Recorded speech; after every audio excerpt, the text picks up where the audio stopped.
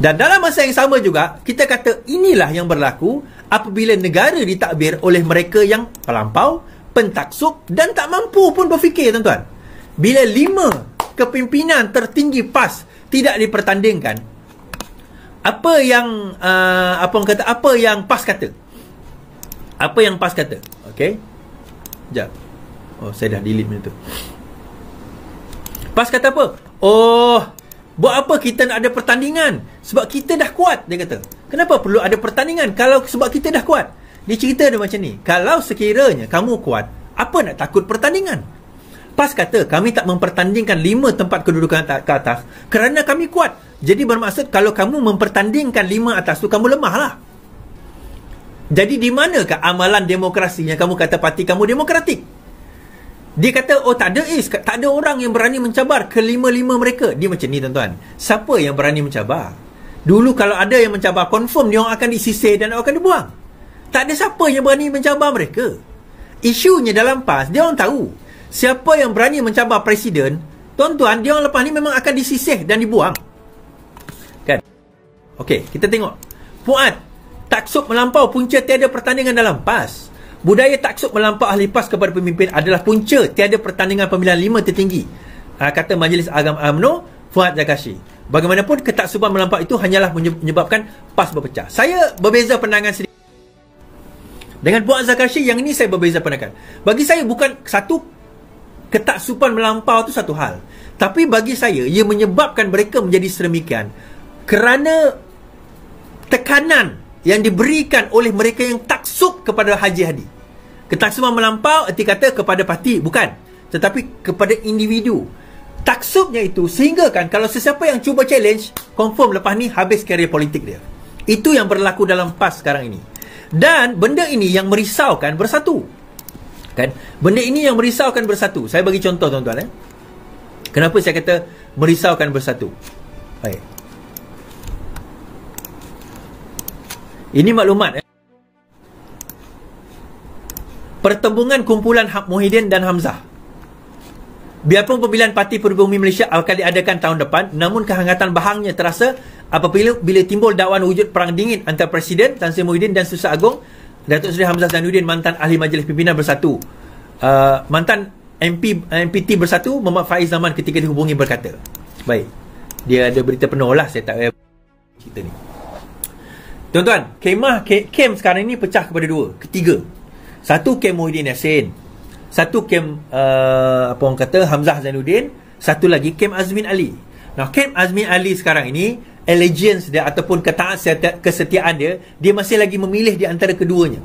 Kita tahu Azmin Ali punya permainan bagaimana, dan dia belajar bagaimana dahulu dia hampir dikalahkan oleh Rafizi dalam pemilihan yang lepas, dalam pemilihan Parti Keadilan yang lepas. Jadi kali ini dia mengambil langkah berhati-hati untuk tidak menonjol terlebih dahulu. Dia akan masuk dan swing last minute. Tahun depan pemilihan bersatu. Sekarang ini ura-ura mengatakan perlu diangkat Hamzah Zainuddin sebagai Perdana Menteri, Presiden, dan bagi menggantikan Muhyiddin Yassin. Muhyiddin Yassin dilihat sebagai seorang yang lemah. Lemahnya bagaimana, tuan-tuan? Bukan sekadar lemahnya dalam pilihan raya yang lepas, banyak kerusi dia kalah, tetapi lemahnya juga apabila dalam mengatur hubungan dengan PAS. Hubungan dengan PAS dia tak berjaya atur. Bersatu, dana paling banyak adalah daripada Bersatu.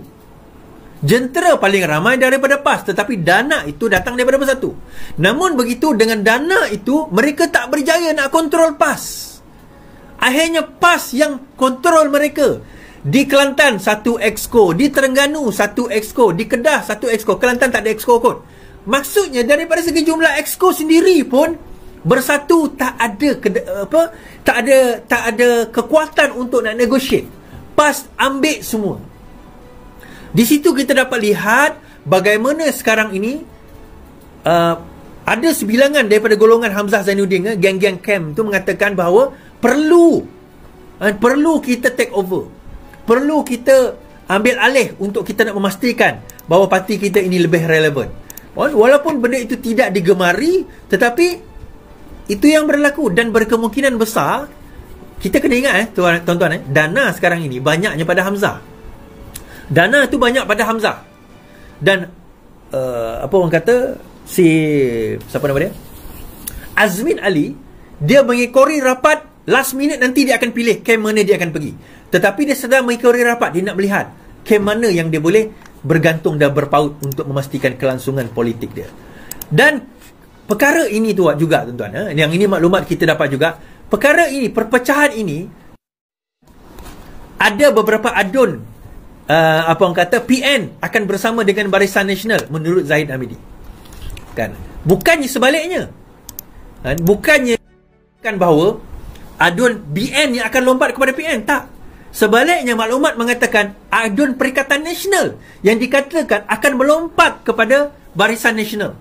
Dan juga kerajaan perpaduan sekarang ini. Kita kena ingat kedudukan di apa orang kata di Pahang sekarang ini adalah 17 Perikatan Nasional, 16 Barisan Nasional sebab kematian seorang ahli Dewan Negeri, kemudian 8 Pakatan Harapan.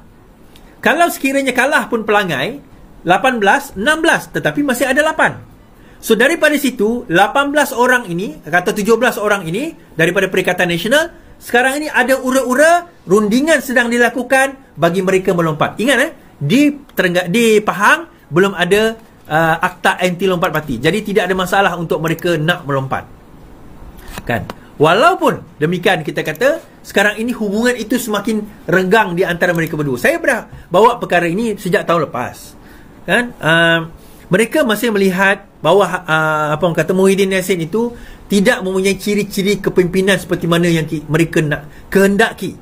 Pembangkang sekarang ini dilihat terlalu lemah, tuan-tuan. Bayangkan hari itu kan yang buat 16 September tu kan berhimpun dekat depan Sogo. Tidak ada seorang pemimpin pun daripada Perikatan Nasional yang turun. Yang ada dia punya TikTokers je.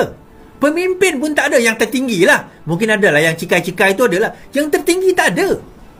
Jadi daripada situ kita nampak perpecahan itu akan berlaku. Perpecahan itu sudah berlaku dan sekarang ini dalam peringkat yang membusuk dan memburuk kita kata. Ditambah pula dengan fitnah-fitnah yang dibawa oleh ustaz-ustaz PAS. Hari itu Ahmad Dusuki telah disaman oleh Fahmi Fadzil. Kan, Ahmad Dusuki telah disaman oleh Fahmi Fadzil, di samping Papa Gomo pun disaman, tetapi disaman. Kita baca. Saman Fahmi Fadzil, Dusuki di arah fail penyataan pembelaan. Mahkamah Tinggi Kuala Lumpur mengarahkan penceramah bebas Ustaz Ahmad Zuki Abdul Rani memfailkan penyataan pembelaan selewat 20 Oktober ini bagi menjawab saman dikemukakan Menteri Komunikasi dan Digital Fahmi Fadzil. Ahli Parlimen Lembaga Partai itu selaku pelanti memfailkan saman pada 5 September lepas atas dakwaan memfitnah. Kononnya beliau memberi ceramah politik di sebuah masjid di Rawang Selangor dan disahkan oleh MAIS sebagai beliau tidak memberi ceramah politik.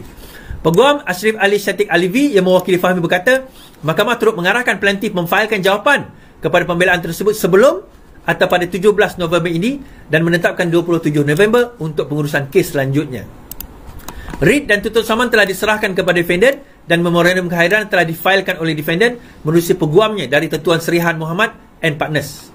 Berhubung satu lagi kes saman terhadap pemilik akaun Facebook N13 Kuang, Muhammad Fauzan membabitkan isu yang sama. Asrik Ali berkata mahkamah menetapkan 31 Oktober untuk pengurusan kes selanjutnya. Kami masih dalam proses untuk menyerahkan writ dan tuntutan saman terhadap Muhammad Fauzan. Berdasarkan pernyataan tuntutan, Fahmi mendakwa kedua defendant telah menyiarkan kata-kata fitnah yang mana mendakwa menyalahguna tempat ibadah iaitu masjid bagi tujuan kempen pilihan raya dan bertindak bertentangan dengan titah dan perintah Sultan Selangor.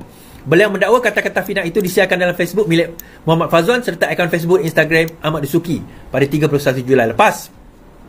Menurut Fahmi, kenyataan itu tidak berasas. Okey, baik. Apa peluang untuk Fahmi menang? 80% peluang Fahmi boleh menang. Sekarang ini soalan dia, berapa dia nak saman? Dusuki dan Muhammad Fauzan ni nak kena bayar berapa? Itu persoalan dia.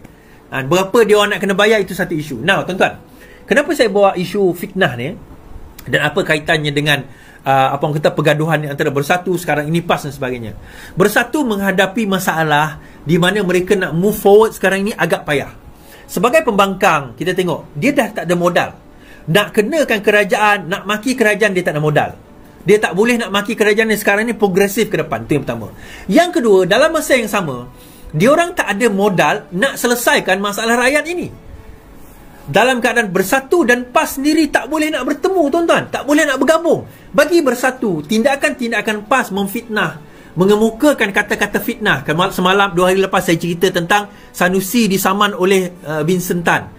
tak lama lagi, pada 20 Januari 2024, Sanusi akan dihadapkan ke mahkamah di bawah 2 akta hasutan menghina Sultan Selangor dan juga Sultan, dan juga berkenaan dengan pembentukan kerajaan yang di-Pertuan Agong. 2 kes. Benda-benda ini menjadi satu bebanan dan negatif image kepada Perikatan Nasional, terutama Bersatu. Bersatu cannot afford this kind of negative publicity